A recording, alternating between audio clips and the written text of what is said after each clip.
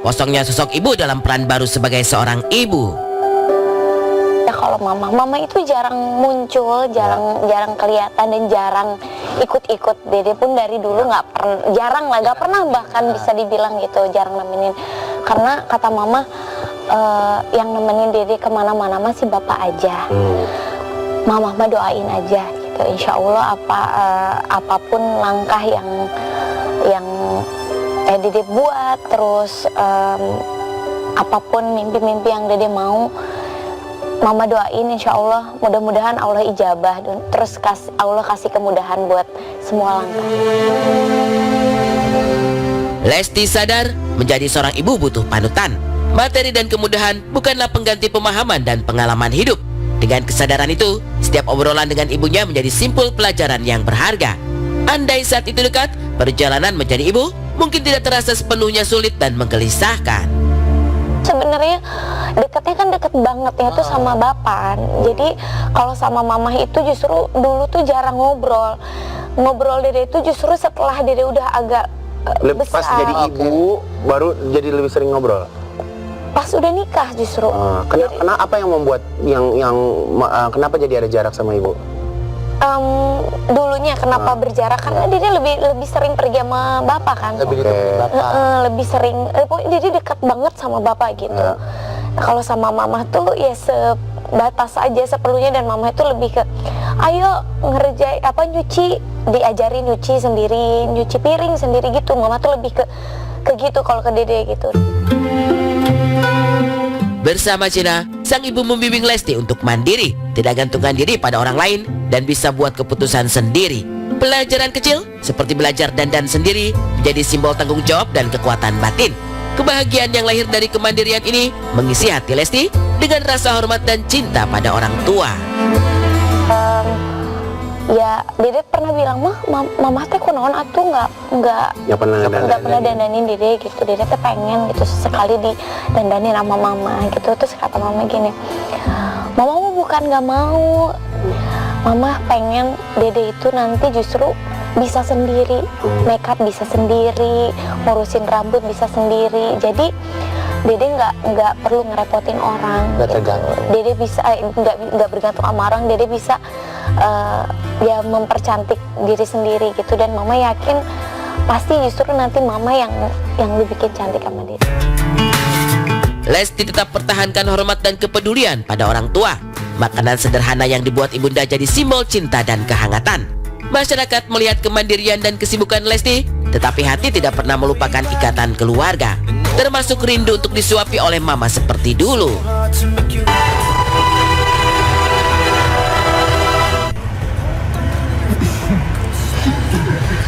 Lama nggak suapin. Mau.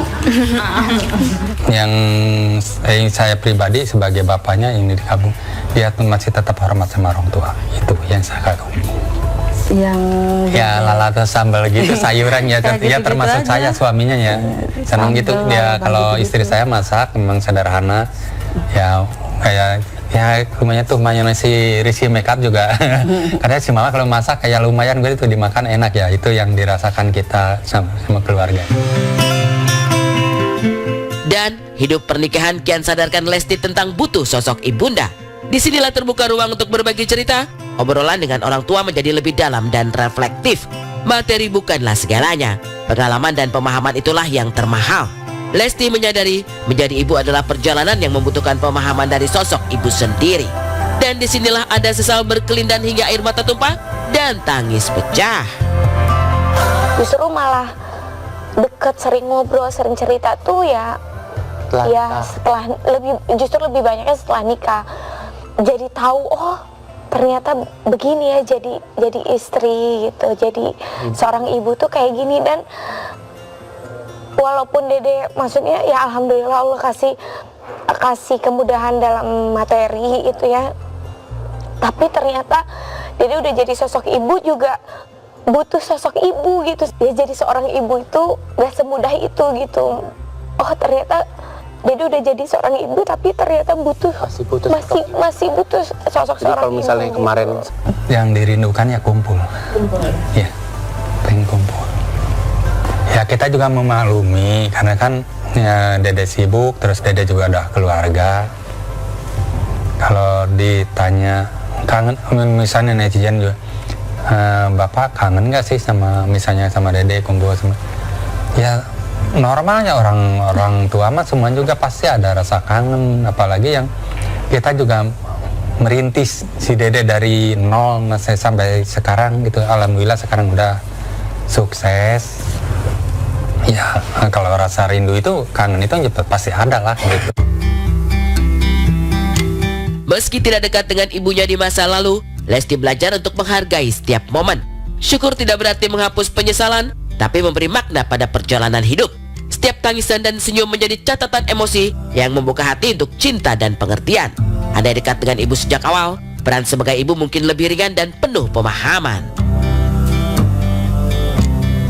Mungkin kalau dulu Dede deket juga ke mama gitu, mungkin pengalaman dan perjalanan Dede jadi seorang ibu seperti sekarang tuh nggak terlalu awam banget gitu. Iya. Kalau sekarang tuh bener-bener yang aduh awam, dan Dede ngerasa oh ternyata susah ya jadi seorang ibu tuh gitu.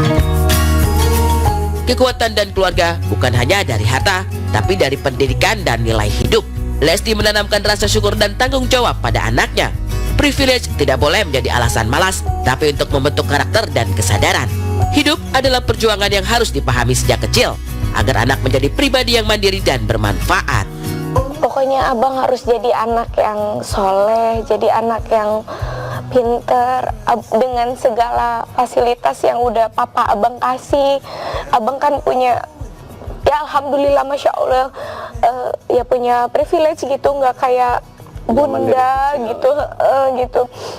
Abang harus bersyukur gitu, dan nanti ketika abang dewasa, abang harus tahu hidup itu harus berjuang, hidup itu harus penuh dengan perjuangan supaya abang bisa jauh lebih menghargai orang, bisa menghargai proses hidup.